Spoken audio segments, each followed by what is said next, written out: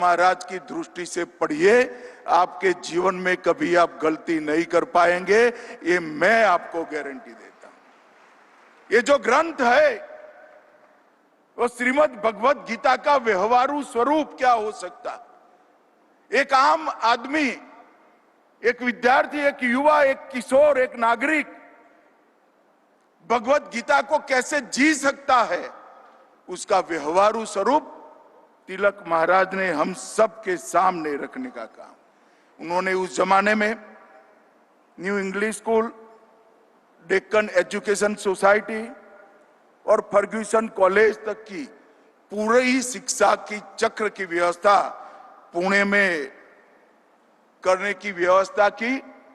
और उन्होंने बुद्धि को ज्ञान देना ये शिक्षा का काम है। ये मंत्र दिया, चरित्र को दृढ़ीभूत करना वो शिक्षा का काम है। और शिक्षा प्राप्त कर कर जो बड़े होते हैं वो सभी भारत माता के चरणों में समर्पित करें, वो शिक्षा है, वो व्याख्या उन्होंने की। अंग्रेज अगर किसी अखबार से डरते थे तो केसरी और द मराठा से डरते थे, और उसमें अखबार से ज्यादा तिलक महाराज का बहुत बड़ा योगदान था। उन्होंने पहली बार प्रस्तावित किया था कि राष्ट्र की चेतना को जगाए बगैर स्वतंत्रता अगर मिलती भी है तो वो स्वतंत्रता का कोई मूल्य नहीं है। राष्ट्र की चेतना को जगाकर ही स्वतंत्रता प्राप्त करनी चाहिए। दूसरा उन्होंने कहा था, संगठन के बगैर, जनशक्ति के बगैर राष्ट्र शक्ति कभी निर्मित नहीं हो सकती। और उन्होंने कई प्रकार के उत्सवों के माध्यम से न केवल महाराष्ट्र, देश भर की जनता को संगठित करने का काम किया। आत्मनिर्भरता, अनुशासन और उत्तरदायित्व को भी, कर्तव्य को भी, इनके स्वराज पर के जितने भाषण हुएंगे उसको पढ़ोगे तो मालूम पड़ेगा कि आत्मनिर्भरता वो भी स्वराज का हिस्सा है, अनुशासन, डिसिप्लिन वो भी समाज का हिस्सा है, स्वराज का हिस्सा है, और कर्तव्य भाव देश के प्रति, हमारे संविधान के प्रति, वो भी स्वराज का हिस्सा है।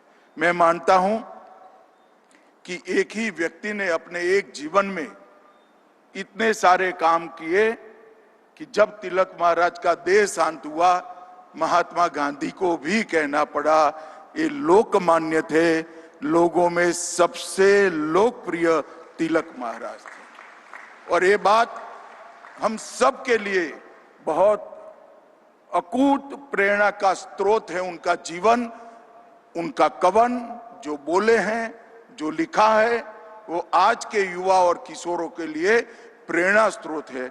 मैं सभी को मन पूर्वक अपील करना चाहता हूं, तिलक महाराज को पढ़िए, आपको मालूम पड़ेगा कि तिलक महाराज का लेखनी कभी कालबाह्य नहीं होगा, ये एटर्नल है, हमेशा देश का मार्गदर्शन करता रहेगा। मित्रों, आज मैं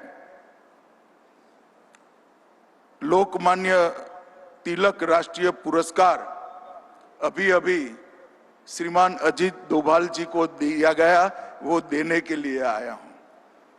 मैं तिलक स्मारक ट्रस्ट का हृदय से धन्यवाद देना चाहता हूं कि अजीत डोभाल जी को पुरस्कार देने के लिए उन्होंने मुझे बुलाया और मुझे ये मौका मिला।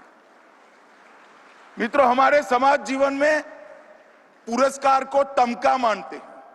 पुरस्कार तमका नहीं है। पुरस्कार एक लोगों को प्रेरणा देने का और लोगों के, बड़े लोगों के काम को एक्नॉलेज करने की एक पद्धति है।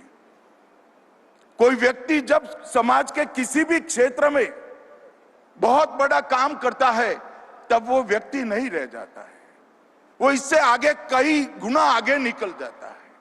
और समाज का दायित्व है, उत्तरदायित्व है कि ऐसी व्यक्तियों का सम्मान करना। ऐसी व्यक्तियों का जब सम्मान होता है तब समाज के कृतज्ञ